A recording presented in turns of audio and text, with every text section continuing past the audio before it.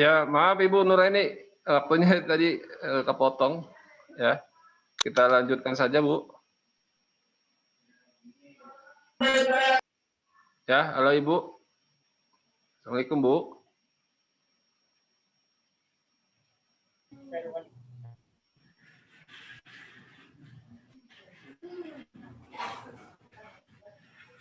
Oke, tadi Ya, keputus ya. iya terputus. Gimana Pak? Iya, Bisa dilanjutkan iya, Pak? bisa. Ya, saya tampilkan Oke, dulu kita ini. lanjutkan ya sampai dengan. Oh iya, oke Pak. Ya, bentar Bu.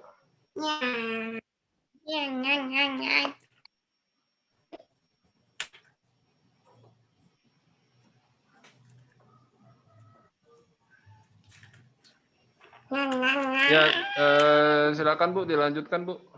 Bentar dulu. Oke. Sampai dengan yang ini ya, orang tua bahwasanya pentingnya tantrum dalam perkembangan anak itu bisa membuat orang tua itu menjadi tegas. Karena memang ketegasan itu sangat dibutuhkan dalam ilmu parenting, dalam pengasuhan anak. Jadi seperti yang sudah saya contohkan tadi, karena kita sudah punya kesepakatan kepada anak kita bahwasanya bermain game itu hanya 4 kali, 30 kali 4, durasinya dalam 24 jam. Nah, ketika anak itu dia melakukan protes, tantrum, dia berguling-guling, kita harus tetap tegas. Sebagai orang tua itu jangan kalah dengan apa yang sudah kita kesepakati dengan anak. Jadi kita jangan kalah. Kalau biasanya kan banyak orang tua nih ya, banyak orang tua ketika anaknya berguling-guling, anaknya menangis nggak mau diem, akhirnya dia kalah orang tuanya, gadgetnya dikasihkan. Nah, dalam parenting ini gagal orang tua dalam memberikan kedisiplinan kepada anak. Jadi kita harus tegas bahwasanya kalau memang peraturan 30 menit itu sudah harus selesai, ya sudah. Mau anak itu berguling-guling, dia tantrum, dia nangis, dia teriak, dia protes, kita harus tetap kencang dengan peraturan kita. Kita biarkan saja ketika anak kita tantrum seperti itu. Yang penting itu tidak membahayakan dirinya. Yang penting tidak membahayakan dirinya. Biarkan dia menangis, dia protes. Dia nanti belajar bahwasanya oh iya memang peraturannya itu kalau sudah 30 menit berarti memang harus sudah berhenti bermain gadget. Jadi orang tua harus tegas di sini. Dengan tantrum itu sendiri anak bisa belajar dan orang tua bisa tegas dalam mendidik anak. Kemudian yang selanjutnya itu tantrum membuat kita lebih dekat dengan anak. Nah, dengan tantrum ini kan jadi mungkin terlihat marah sama orang tuanya, kita nggak perlu banyak bicara saat anak tantrum. Tawarkan, pelukan, beri kalimat afirmasi, jadi beri kalimat-kalimat positif, dukungan positif ya, untuk mempengaruhi anak, kalimat afirmasi ini. Kemudian si kecil pasti akan menyambut perlakuan kita, dan setelahnya kita akan lebih dekat lagi dengannya. Ya, di sini dengan tantrum itu bisa membuat kita lebih dekat dengan anak. Karena memang itu tadi setelah anak kita itu berguling-guling, memang kita membelajarkan ketegasan, kedisiplinan itu tadi. Nah, caranya itu dengan kita peluk, kita berikan kalimat-kalimat afirmasi. Contohnya kita berikan kalimat, adik itu kan anak yang soleh, anak yang patuh, katanya mau jadi tentara, misalnya dia mengutarakan bahwa cita-cita menjadi tentara, bahwa tentara itu kan harus patuh, nggak boleh berguling seperti itu tidak baik. Nah, kita berikan kalimat-kalimat afirmasi seperti itu. Jadi kita berikan penegasan-penegasan positif. Ya, di sini. Kemudian kita lanjutkan lagi tanda-tanda anak tantrum. Jadi tantrum, yang dikatakan tantrum itu tanda-tandanya seperti apa? Jadi tanda-tanda anak tantrum. Jadi biasanya itu tanda anak tantrum itu karena ingin diperhatikan. Jadi kalau tidak ada orang lain, anak itu pasti tidak tantrum. Karena memang tantrum itu intinya dia itu ingin diperhatikan. Jadi kalau tidak ada orang, pasti anak itu tidak akan tantrum. Jadi yang pertama hanya tantrum kalau diperhatikan. Jadi kalau tidak ada orang tuanya, tidak ada yang mengasuh, tidak ada orang yang memperhatikan, dia tidak akan tantrum. Karena bagi si anak, menurut anak untuk apa dia berguling-guling, dia menangis, toh tidak ada yang melihat. Jadi memang tantrum itu memang karena ingin diperhatikan. Kemudian yang kedua, setelah keinginannya terpenuhi. Nah ini maksudnya, jadi dia itu tantrum itu karena keinginannya tidak terpenuhi itu tadi. Kebanyakan mayoritas memang yang dilakukan itu anak tantrum itu melakukan tantrum karena keinginannya tidak dipenuhi. Biasa kita jumpai di pasar malam misalnya, ataupun di mall, anak meminta mainan, terus tidak diperbolehkan, tidak dibelikan oleh orang tuanya, akhirnya dia berguling-guling, dia protes, dia marah. Ya seperti itu harus kenceng-kencengan antara orang tua dengan anak. Kalau kita, karena biasanya di masyarakat gini ya, orang tuanya sudah punya pola asuh sendiri, bahwasanya ketika anak tantrum itu tidak semua apa keinginan dia yang dia inginkan itu selalu dipenuhi ya. Tapi anak itu ya itu tadi dengan menangis. Biasanya itu kalau di tempat umum dia pasti akan lebih kenceng. Karena itu tadi, kalau tidak diperhatikan, tidak di tempat ramai, dia itu tidak akan tantrum. Karena memang tujuan dia itu agar diperhatikan. Biasanya misalnya di tempat umum, anak itu menangis. Nah, orang tua kalau memang sudah punya pola pengasuhan yang memang dia sudah pola pengasuhan yang ketat ya. Kita tahu sebagai orang tua, kita tahu ilmu parenting bahwasanya jadi kalau anak itu berguling kita biarkan saja. Tapi banyak masyarakat itu justru orang lain yang mengomentari itu kok nggak sayang sih sama anaknya kok dibiarin berguling-guling seperti itu. Ini orang tuanya kok tega sih. Nah, kita sebagai orang tua yang tahu ilmu parenting, ya sudah biarkan saja. Karena pola asuh anak itu beda-beda. Toh itu anak kita, yang penting tidak membahayakan dirinya. Jadi kalaupun memang misalnya dia bermain gadget tidak diperbolehkan, dia di tempat umum dia berguling-guling ya sudah kita biarkan saja, kita biarkan. Nanti kalau kita penuhi keinginan dia, ya akhirnya anak itu akan mengulang lagi, ketika ada orang banyak dia tantrum lagi. Nah, itu akibat dari kalau kita tidak tegas. Terus kemudian kalau nggak diperhatikan, anak berhenti tantrum. Nah, di sini tantrum itu seperti itu. Kalau tidak diperhatikan, dia berhenti. Nanti kalau ibunya memperhatikan lagi, dia semakin kencang lagi. Jadi kita sebagai orang tua ya harus bisa tegas dalam mendidik anak. Kemudian apa sih yang bisa kita lakukan sebagai orang tua, terutama sebagai ibu ketika kita menjumpai anak kita itu tantrum? Biasanya anak-anak itu sering sekali tantrum itu dia lakukan di tempat umum. Karena memang dia mencari perhatian agar ibunya mau menuruti keinginannya. Nah, kita sebagai orang tua yang tahu ilmu parenting, kita tahu tentang apa itu tantrum. Nah, kita apa saja sih yang bisa kita lakukan sebagai orang tua ketika anak kita tantrum? Yang pertama, jauhkan anak dari sebab tersebut. Misalnya, kalau sebabnya anak itu pengen dibelikan mobil-mobilan. Nah, sedangkan di rumah sudah punya mobil-mobilan nih ya. Dia mau minta lagi mobil-mobilan yang lebih besar lagi. Nah, padahal sudah ada kesepakatan bahwasanya ketika sudah punya mobil-mobilan tidak nambah lagi. Dan memang kita tidak harus selalu memberikan apa permintaan anak. Ya, di sini jauhkan anak dari sebab tersebut. Kita peluk, gendong, bawa pergi dari sumber tantrumnya itu. Kalau sumber tantrumnya main itu ya kita jauhkan dari penjual mainan itu. Kalau sumber tantrumnya itu adalah gadget, ya kita jauhkan dari gadget itu. Yang pertama itu harus dilakukan orang tua ketika anak itu tantrum. Kemudian yang baik dilakukan oleh orang tua yang kedua itu apa? Yang kedua itu tenangkan anak dengan pelukan, sentuhan lembut atau kata yang menenangkan. Jadi ketika anak kita tantrum, kita peluk saja. Kita peluk, kita elus, kita berikan itu tadi afirmasi, kalimat-kalimat positif, kita beri pujian anak yang soleh, nggak boleh nangis gitu kan, nggak boleh seperti itu tidak baik, kan mainan di rumah sudah ada, jadi kita berikan kalimat-kalimat afirmasi itu, kita tenangkan anak kita. Bukan dipaksa untuk berhenti diam ya, bukan dipaksa untuk berhenti nangis, karena itu tadi anak menangis itu jangan dipaksa untuk berhenti, karena memang kalau memang dia belum selesai menangis itu memang belum lega, karena memang menangis itu adalah salah satu cara mereduksi rasa kecemasan dia, ketidaknyamanan dia.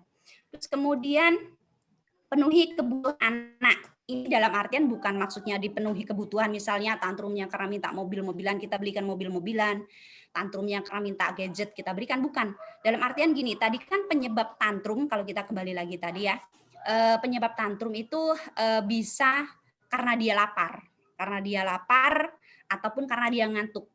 Kalau tantrumnya itu karena dia lapar, kita penuhi kebutuhan dia, karena dia tantrumnya lapar berarti kita beri makan.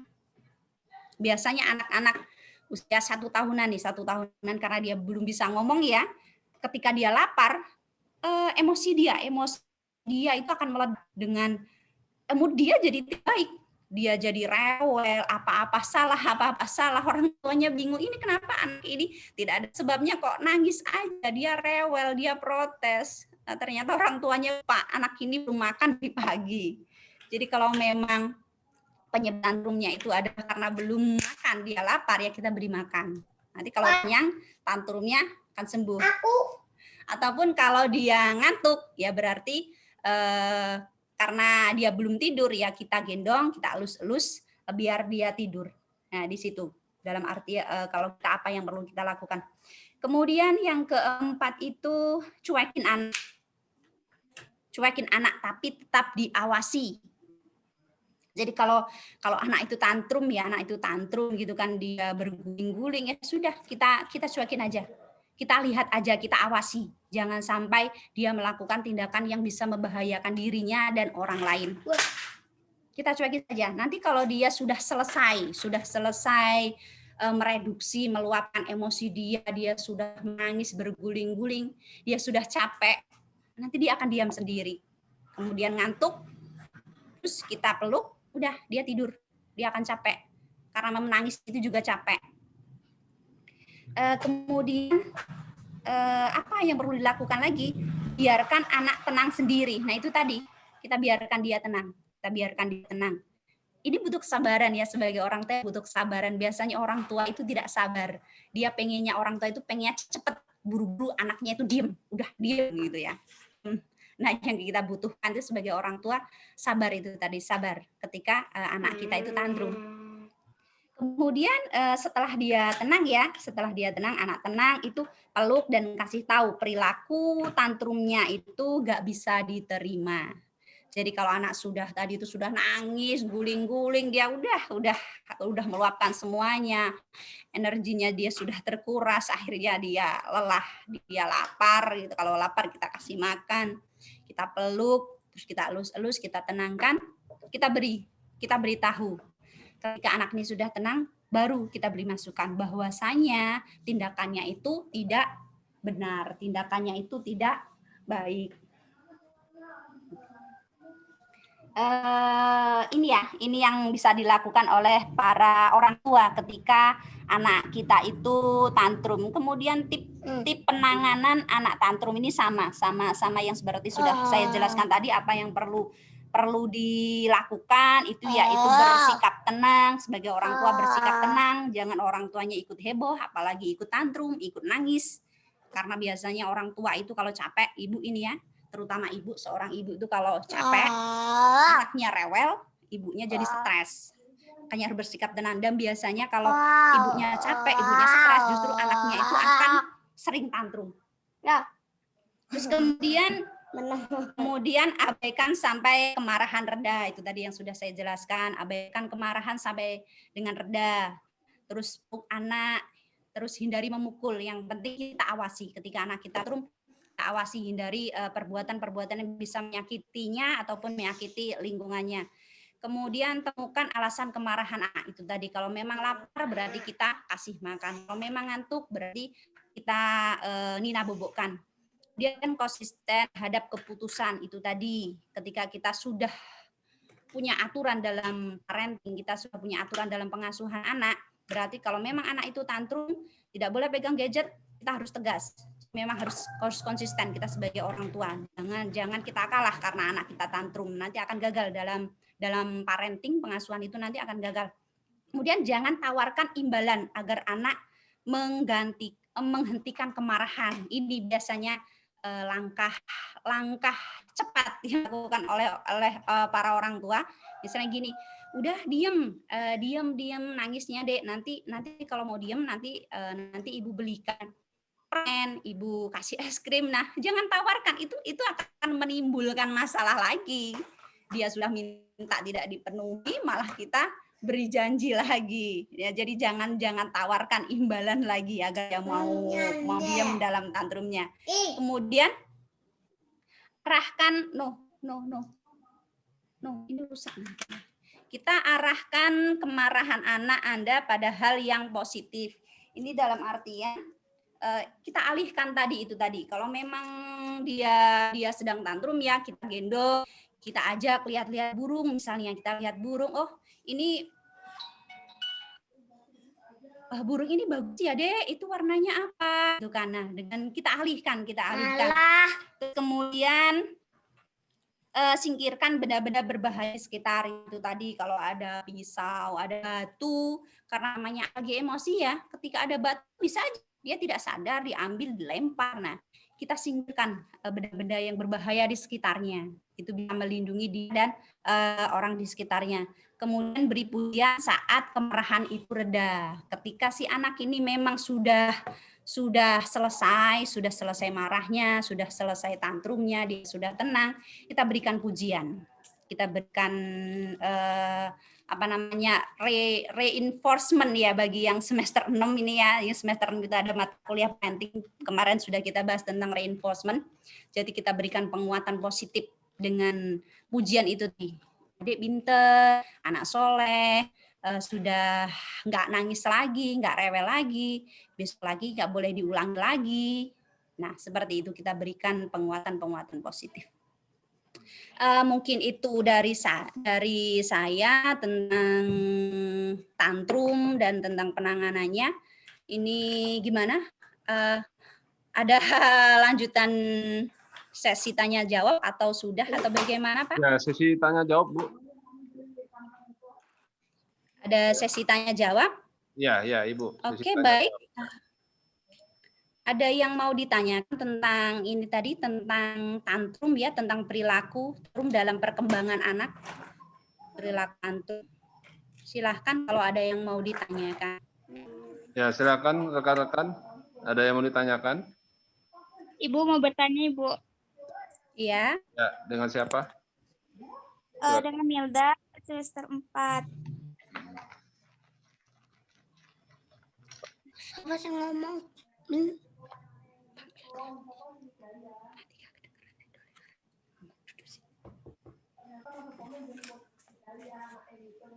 Ya, silakan. Iya, Bu. Silakan. Assalamualaikum warahmatullahi wabarakatuh. Waalaikumsalam. Waalaikumsalam. Ya, Bu, pada tantrum pada proses perkembangan anak ini tuh dapat berjangka panjang atau tidak, Bu? Terus yang kedua, biasanya untuk usia tantrum ini pada usia berapa sampai usia berapa, Bu? Kalau untuk tantrum ini sendiri itu karena memang masuk dari kayak seperti tugas perkembangan ya. Jadi dia tidak berjangka panjang, karena kalau sudah tantrumnya ini dilakukan oleh bukan anak-anak lagi, itu artinya ya. Kalau dia nangis ketika tidak diberikan, tidak terkabulkan keinginannya, kemudian menangis, kemudian melempar-lempar, nah itu dilakukan oleh anak-anak usia misalnya bukan anak-anak yang remaja, nah itu sudah bukan tantrum lagi. Jadi tidak berlangsung berkepanjangan. Kalau untuk durasi tantrum itu tadi kan sudah ada ya, sudah ada di PT bahwa usia berapa, tantrumnya itu berapa menit. Biasanya anak usia 2 tahun. Iya. Biasanya 2 tahunan. 2 tahunan itu durasi tantrumnya itu lama. Karena tantrum itu kalau kita biarkan, kita awas aja ya, itu akan berhenti dengan sendirinya. Dia akan berhenti karena kalau dia capek ya sudah, dia akan berhenti, sudah tenang. Jadi tidak langsung lama. Dan tantrum itu sendiri mungkin bisa bisa diamati sendiri ya. Itu usia 1 sampai dengan 5 tahun. Karena kalau sudah 7 tahun, karena tantrum ini penyebab dari tantrum itu karena itu wujud dari ledakan emosi yang dia tidak bisa mengungkapkan ya. Wujud dari protes. Nah, kalau sudah usia 7 tahun, 8 tahun, 9 tahun, itu kan dia sudah bisa berkomunikasi, sudah bisa didiskusi. Jadi memang usia tantrum itu berkisar antara 1 sampai dengan 5 tahun. Itu biasa dilakukan oleh anak-anak. Bagaimana? Ya, gimana Milda? Oke. Ya, Bu. Ini juga berarti tantrum juga bisa terjadi pada ABK ya, Bu? Anak berkebutuhan khusus. Jadi umum. Bisa ya Pak untuk ABK sama ya Pak untuk Ya, perkembangan hampir sama ini. sih Bu.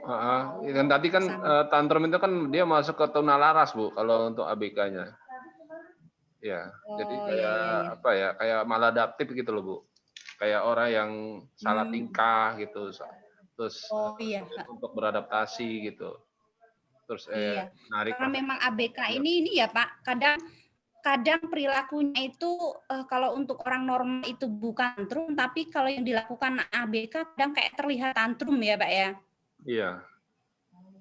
Karena kalau anak ABK misalnya kayak anak hiperaktif kan seperti itu, autis gitu ya. Iya, autis ya. Jadi tetap memang itu dilakukan oleh anak ABK, cuman mungkin ekspresinya itu berbeda. Berbeda. Mimiknya itu berbeda Bu, tampilan wajahnya, terus ekspresinya itu emang berbeda dengan tantrum pada umumnya gitu. Iya, tergantung ABK-nya juga ya Pak, dia berkebutuhan khususnya itu berkebutuhan khusus seperti apa. Ya, biasanya kayak kalau anak tantrum kan dia lebih dekat kepada anak hiperaktif ya Bu ya. Kalau anak hiperaktif itu kan dia sulit sulit ditangani gitu. Ditangani secara mandiri gitu. Jadi dia butuh orang sekitarnya juga untuk meminimalisir spektrumnya tadi gitu, spektrum hiperaktifnya gitu Bu. Ya. Memang anak hiperaktif itu kan sulit mengendalikan dirinya itu untuk diam. Iya, kalau anak tantrum masih bisa, kalau anak tantrum masih bisa dikendalikan gitu. Tapi kalau anak hiperaktif itu emang agak sulit gitu. Punya ini treatment ataupun terapi sendiri ya Pak ya untuk menghentikan hiperaktifnya itu. Iya, jadi tindakan hiperaktif itu berbeda dengan perilaku hiperaktif itu berbeda dengan perilaku tantrum. Iya. Jadi makanya saya kategorikan anak tantrum ini sama dengan tunalaras Bu gitu. Ya, sama dengan tunalaras gitu. Tapi cuma bedanya kalau tunalaras itu kan dia dia cukup dia kesulitan beradaptasi dan emosinya itu tergantung dari moodnya anak itu atau istilahnya pengaruh dari lingkungan juga. Cuma kalau bedanya sama tantrum kan kita bisa mengontrol anak itu sedemikian rupa, kita kondisikan kan anak itu sedemikian rupa gitu. Nah, kalau tunalaras tidak seperti kayak anak tantrum pada umumnya gitu Bu. Ya, makanya saya. Gimana yang lainnya? Ya. Iya Pak. Ya. Iya Pak, monggo dilanjut. Ya, makanya itu kan lain halnya dengan kayak anak yang kesulitan belajar gitu, kayak slow learner kan nih.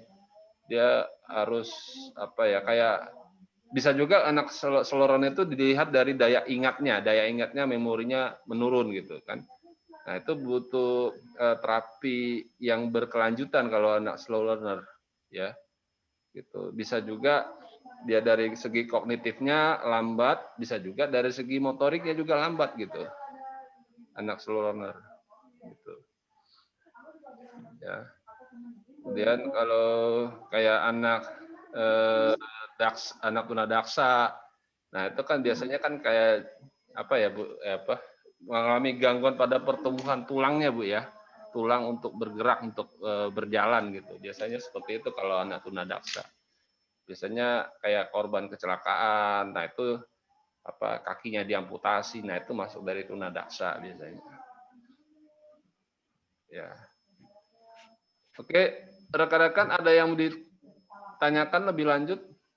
Karena antara tantrum dengan ABK itu saling berkesinambungan Bu, saling bersinergi, saling berkaitan gitu.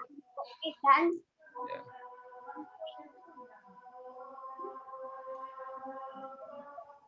Ya, gimana rekan-rekan mahasiswa? Ada yang bertanya?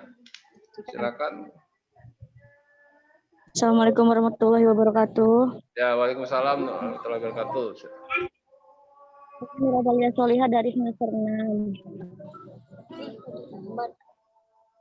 Saya ingin bertanya Pak, jadi kan di sini saya mau nanya apa yang harus dilakukan oleh seorang ayah saat anaknya mengalami tantrum. Karena terkadang kan mayoritas ayah itu anak itu sehari-harinya hanya dengan ibunya. Jadi kadang contohnya saat itu pas tantrum ada ayahnya. Baiknya ayahnya itu melakukan hal yang seperti apa? Iya. Oke, ketika ada ayahnya gitu ya? Iya. Ya. Mungkin Bu Nuraini mungkin coba menjawab, nanti biar saya menambahkan. Iya, pengasuhan ya, namanya pengasuhan itu harus adanya kerjasama antara si ayah dengan ibu. Jadi kenapa juga ada mata kuliah nanti di semester 6, ini untuk yang semester 4 ya, di semester 6 itu ada mata kuliah parenting, yaitu tentang pengasuhan anak. Jadi di situ dan yang belajarkan juga kalian para mahasiswa ya, calon-calon ayah. Jadi memang sangat penting sekali ilmu parenting itu bagi yang tua, baik bagi ibu atau bagi ayah. Jadi memang pengasuhan anak itu harus adanya kerjasama antara orang tua, antara ayah dengan ibunya. Jadi kalaupun memang ada kesepakatan nih dalam pengasuhan, ada kesepakatan bahwasanya memegang HP itu hanya diperbolehkan itu 2 jam ataupun 30 kali 4 kali.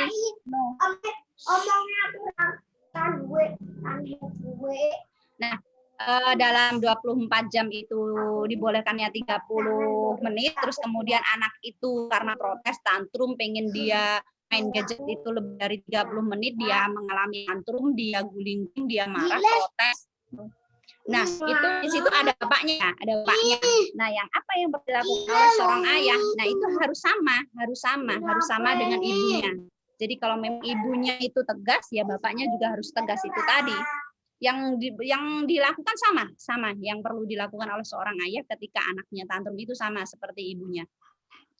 Ya itu tadi apa saja yang perlu dilakukan oleh orang tua ketika anaknya tantrum. Jadi yang dilakukan itu sama, karena nanti kalau berlawanan itu nanti akan anak-anak nanti akan gimana, walaupun ibunya yang melarang terus bapaknya ngebolehin, ibunya yang ini bapaknya yang ya akhirnya dia akan lari ke bapaknya terus minta apa-apa ke bapak. Biasanya kan seorang bapak itu karena dia nggak sabar, pengennya anaknya diem, mau rewel ya sudah apa aja dipenuhi. Biasanya seperti itu ya. Gimana Pak? Ya. Biasanya, tapi mungkin Pak Faisal nggak seperti itu ya. Ya kan, misalkan kayak ada orang tuanya cuek, ya, kayaknya ada orang tuanya cuek, terus anaknya tantrum, ya. Nah, biasanya kalau solusinya ya orang tuanya tuh harus nyamperin anaknya, tetap orang tua tuh tidak lepas tangan terhadap ketantruman anaknya gitu. Karena itu akan membahayakan dari perilaku anaknya itu gitu. ya. Jadi kalau orang tua cuek, ya tetap orang tuanya harus menggandeng anaknya, merangkul anaknya. Jangan sampai dibiarkan anak itu ya bebas atau berkehendak sesuka maunya gitu, sesuka hatinya. Itu akan membahayakan perkembangan moral anak itu gitu di masa yang akan datang. Ya, jadi tetap dirangkul, jangan dibiarkan dia mencari perhatian dari lingkungan. Nah, itu akan sangat berbahaya ya, Bu ya. Gitu ya. Ya. Itu akan sangat berbahaya, akan tetap sangat didampingi. Ya, tetap didampingi. Jadi akan sangat berbahaya. Nanti bisa juga karena emosinya tidak terkendali, nah takutnya anak itu bisa melukai gitu loh, Bu ya. Bisa melukai orang di dekatnya gitu. Ya, ataupun bisa melukai dirinya sendiri, ya. Kemungkinan seperti itu kali ya. Ya, Bu ya. Oke. Ya, jadi ini ada jadi pertanyaan Azril ya. Ini sudah terjawab ya Azril ya di kolom chat ya. Jadi kalau antara laki-laki dengan perempuan itu harus sinergis antara kedua orang tua. Jangan tadi benar kata Ibu, jangan apa ya, masing-masing berbeda gitu loh. Ya. Jangan masing-masing berbeda sikapnya, harus satu visi dan misi. Ya. Jadi sedang kalau tantrum pada ayahnya ya udah ibunya tetap mensupport kebijakan ayahnya. Ya jangan sampai ayahnya membiarin aja terus nanti ibunya ini malah istilahnya terlalu khawatir malah memprotekinnya atau malah memarahi ayahnya atau apa gitu. Nah, itu akan membuat anak itu jadi beralibi. Wah, ternyata orang tua saya cuek aja tuh, nggak apa-apa dong saya melakukan hal ini, nggak apa-apa dong saya melakukan hal itu. Nah itu akan lebih membahayakan dirinya gitu. Ya, jadi seperti itu ya Azril, harus ada sinergitas ya Azril ya antara kedua orang tua gitu. Ya nggak boleh saling mengandalkan ya. Selama ini kan orang tua Indonesia kan saling mengandalkan ya, mentang-mentang ibunya lagi waktunya lagi kosong terus ditimpakan semua kepada ibunya, terus bapaknya dibiarin aja ya, anaknya melakukan hal ini, nah itu dibiarin aja, nggak ada ketegasan dari bapaknya. Itu salah, seharusnya bapaknya juga tegas gitu. Jadi nggak boleh membiarkan ya tantrum itu ya istilahnya selalu melekat pada diri anak itu gitu. Ya, diusahakan atau diminimalisir tantrum itu bisa reda gitu ya. Jadi harus ada kerjasama sebenarnya. Ya, kurang lebih seperti itu. Iya Bu ya. Kurang lebih seperti itu Bu saya penambahannya. Nah, ya, mungkin si Azril sudah terjawab ya pertanyaannya. Ya. Oke, di sini ada pertanyaannya Bu, apakah tantrum bisa disebabkan karena anak kurang perhatian atau kasih sayang? Lalu bagaimana cara menangani anak tantrum yang membahayakan seperti menggigit atau memukul?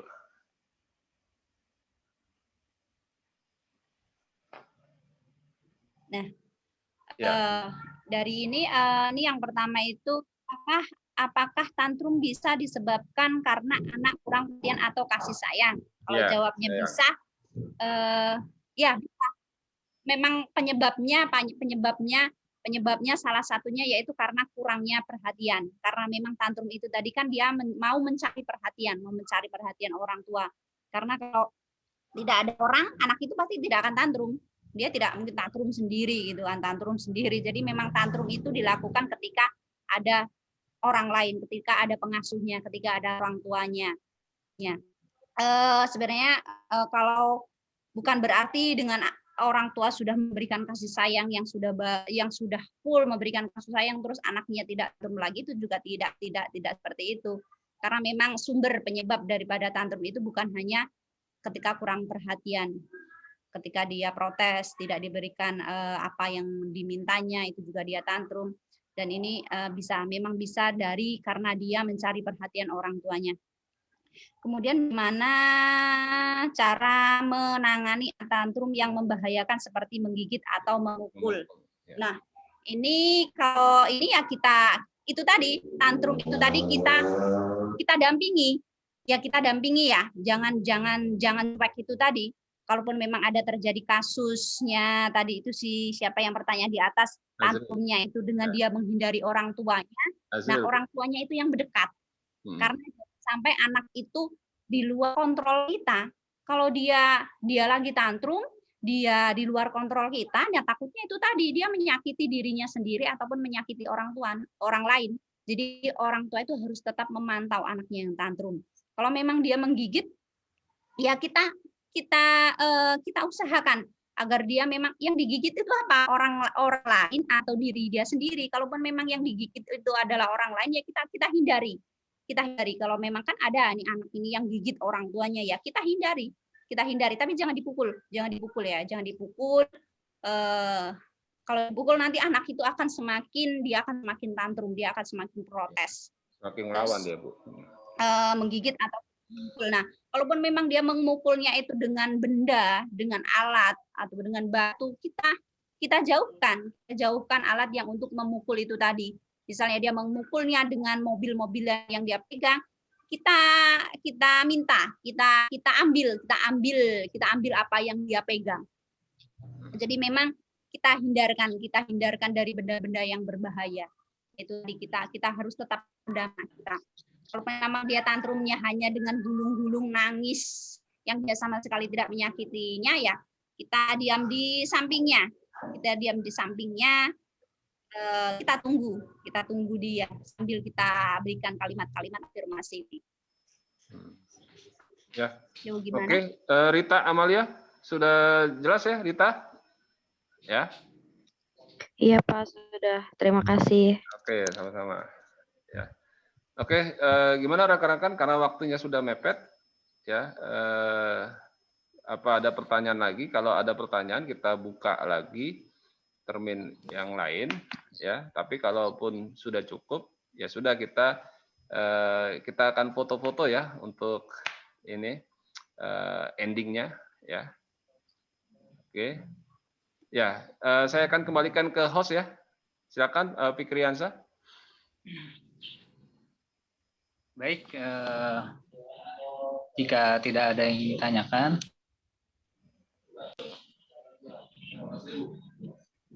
kita cukupkan. Ada lagi Pak yang ingin disambungkan Pak sebelum ditutup? Ya tidak ada sih ya. Kalaupun saya rasa sih cukup ya Bu ya. Gimana Bu? Iya cukup Pak. Ya cukup. Ya. Karena sudah masuk waktu asar soalnya Bu. Ya. Oke. Sudah nggak ini ya Pak, sudah tenang gitu kalau sudah. Iya, ya. Jadi kita ada sesi foto ya. Mohon partisipan tolong dibuka kameranya. Kita foto dulu ya. Oke.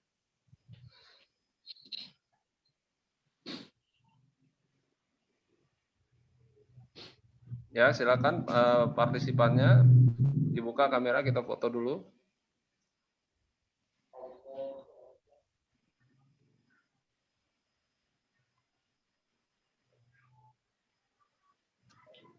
Ya. Oke.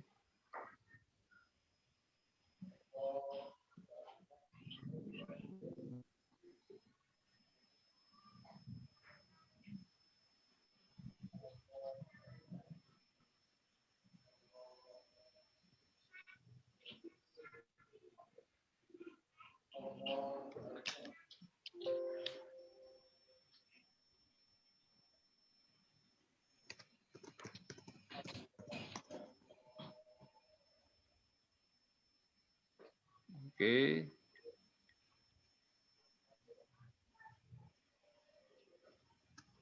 Ya.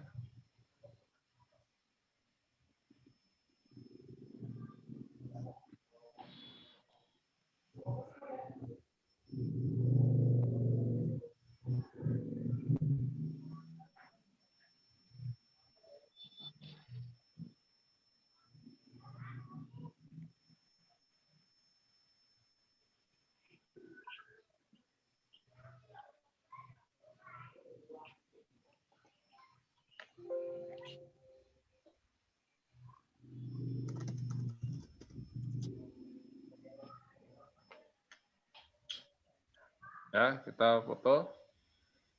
Oke.